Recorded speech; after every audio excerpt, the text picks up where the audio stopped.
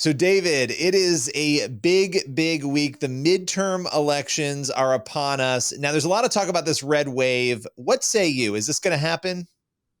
It feels like it is. Of course, if I was in the prediction business, I'd be on a beach somewhere in Tahiti. So who knows ultimately? But yeah, it does feel red wave-ish. So what does that really mean when we keep saying red wave? Well, here's the way I break it down. If you're at 20 seats or under, if the Republicans win 20 seats or less, that's more like a ripple. If you're in the 20 to 35 category, that's the wave we're talking about. That's the sweet spot. If you're north of 35, we're into tsunami territory, the red tsunami. And I guess if it's over 50, then it's a royal covfefe or whatever Trump called that one time. He said a covfefe. I'm still trying to figure out what a covfefe is. But the point is that I think we're going to be anywhere from 20 to 35. Personally, it could get into tsunami territory, possibly 35, 40. That is a distinct possibility as well, Billy.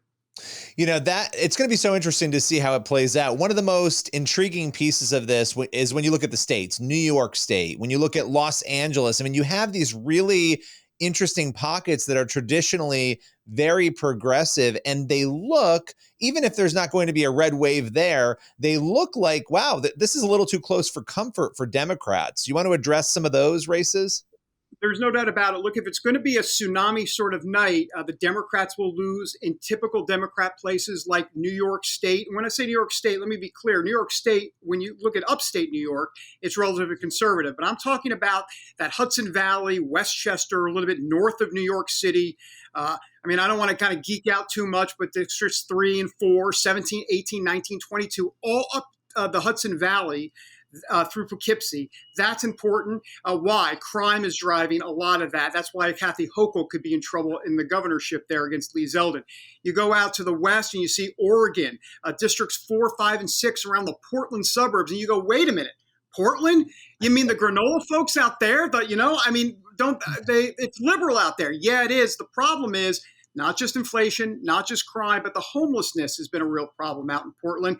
And it's more visible out there because they don't have the inside shelters as much there that they do in Philadelphia, New York, and some of the East Coast cities. So that's been a problem. And then you go south, way south, down to the Rio Grande Valley where they have great Tex-Mex, but they also have 3 key races down there, Billy. Texas 15 and 34 and 28. 3 Hispanic women, all Republican Hispanic women, all trying to unseat the Democrat. Look, they've been Democrat down there, since since my bar mitzvah. So it's been a very long time. Trust me, I don't want to do the math on that. But those are the 3 areas that I'm really looking at on election night. Yeah, it's interesting because you look at those areas, and I'm in Westchester, actually, and I will tell you, I have seen more Republican signs than I have ever seen before everywhere. You normally see none. Maybe you see 1 or 2 in an election cycle. You've got Mike Lawler signs up everywhere. You've got Lee Zeldin signs up everywhere.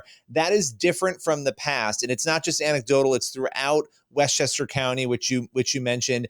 Now, it's interesting because after Roe v. Wade was overturned in the Dobbs decision, it seemed like a lot of Democrats thought abortion was going to be the winning issue. People were frustrated when you looked at polls. A lot of people were saying they wished Roe didn't go away. But yet here we are a few months later and things look a little different, don't they? Yeah, they do. And here's the main reason why.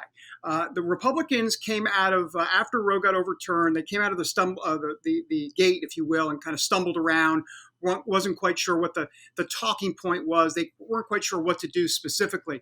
But what happened was the Democrats gave them a get-out-of-jail-free card, if you will. And what happened was they went to the Senate in August, and they went ahead and tried to codify Roe v. Wade into law. They tried to codify this idea that you could have abortion on demand and an abortion anytime, even up and through the birth canal. And so at that point, it gave Republican candidates running all across the country a chance to pivot and say, wait a minute. Why are you talking to me about this? Let's talk about the Democrats being extreme on abortion. They want to codify this into law all across the country, including abortion on demand. And I think that hurt the Democrats. And that's why it has dialed back in terms of an important issue and why it won't be as big as the Democrats think it would have been back then. Right. And you have the economy, obviously, which is the biggest issue to so many people. And once things are off with the economy, people start to look around and look at other things, right? Well, what else is going on? And you have the education issue. and not just education in general, which we know has always been an issue and it's become increasingly prevalent since COVID, but you have these issues of CRT, you have the gender issue, which is huge. How much do you think those factors are going to come into play for the midterms? Billy, that's such a great question. And you've kind of hit on something that I've been kind of harping on privately to folks in the newsroom. And, I'll say publicly, and I'll say it here, which is I think the DNA to all of this is the mama bears, the papa bears, that school education, the CRT stuff, the school boards, that all the stuff we've been seeing online and elsewhere, where the Democrats have lurched so far to the left that people are saying enough. Now, it's manifesting in inflation to a degree. It's manifesting for sure in crime. But I think the underlying DNA of all of this is what's happening at those school board meetings across the country with parents that are saying, wait a minute, look, okay, maybe I'm Democrat, maybe I'm moderate, but I'm not this. You want to teach what to my child? You want to check what book out of the library at school? Wait a minute here. And I think that's a real problem. And I think what you're going to see, Billy, and this is what I'm going to be looking at election night, certain counties, certain suburbs across the country. I don't want to kind of geek out again, but out in Colorado in District 8 or North Carolina in 13, and I can go all over the country. But you're going to see that suburb and exurb vote. What are the parents out there thinking?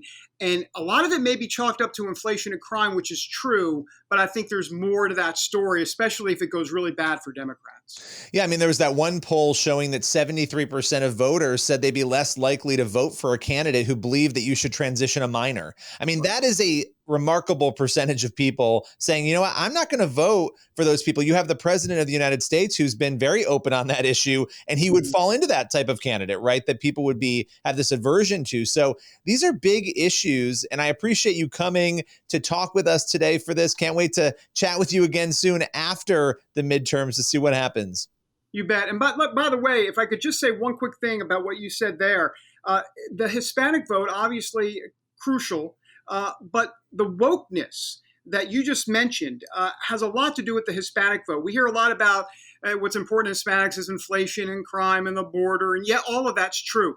But many of them feel like they are awake now to the wokeness of the left. And look, Hispanics typically are traditionally conservative. They're very pro-family. Enough with the wokeness. I think that hurts Democrats a lot with the Hispanic vote. That's something I'm going to be watching down in the Rio Grande Valley and, of course, in Nevada, Arizona, and elsewhere. And that has big implications for 2024 as well and beyond. So that's huge. Right. Well, listen, David Brody, appreciate your time. You bet. Anytime, Billy.